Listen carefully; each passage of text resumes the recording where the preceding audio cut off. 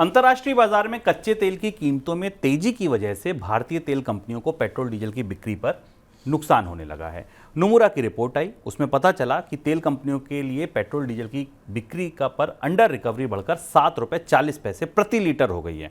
यानी कि 1 लीटर तेल अगर कंपनी बेच रही है तो उसको ₹7.40 का नुकसान हो रहा है। इस बीच अंतर्राष्ट्रीय बाजार में कच्चे तेल का भाव ऊपरी स्तर पर बना हुआ है। गुरुवार को ब्रेंट क्रूड का भाव $97 प्रति बैरल पहुंच गया था। फिलहाल जब आप बात कर रहे हैं तो $93 के ऊपर अभी भी ये भाव बना हुआ है। सर, तेल कंपनियों के नुकसान के बीच अब सरकार क्या करेगी?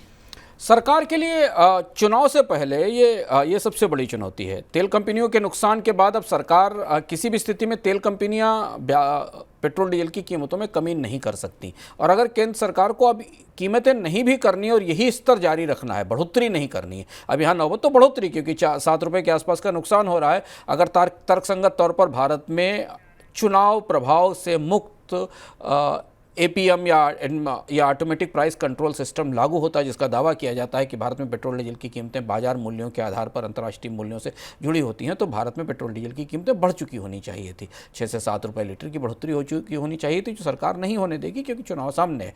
पर ऐसी स्थिति में कमी की कोई गुंजाइश नहीं दिखाई देती। और अब चूंकि कच्चे तेल की तेजी थोड़ी लंबी चलनी है, जिसे हम बार बार आपको बता रहे हैं, और इसमें बढ़ोतरी भी होती जानी है, इसलिए तेल कंपनियों के बैलेंस शीट पर इसका बुरा असर भी पड़ेगा। सरकार ने भी हाल में भी एलपीजी पर सब्सिडी में बढ़ोतरी की थी, ₹200 की कीमतों में कमी की थी। उसके बाद ये अनुमान लगाए जा रहे थे कि एलपीजी को लेकर सरकार को सब्सिडी बढ़ानी पड़ सकती है। लेकिन अब तो नौबत ये है कि तेल कंपनियां सरकार से अंडर रिकवरी के बदले भी पैसा मांग सकती हैं, या फिर इस बात पर दबाव बना सकती हैं कि पेट्रोल डीजल की कीमतों में बढ़ोतरी की जाए।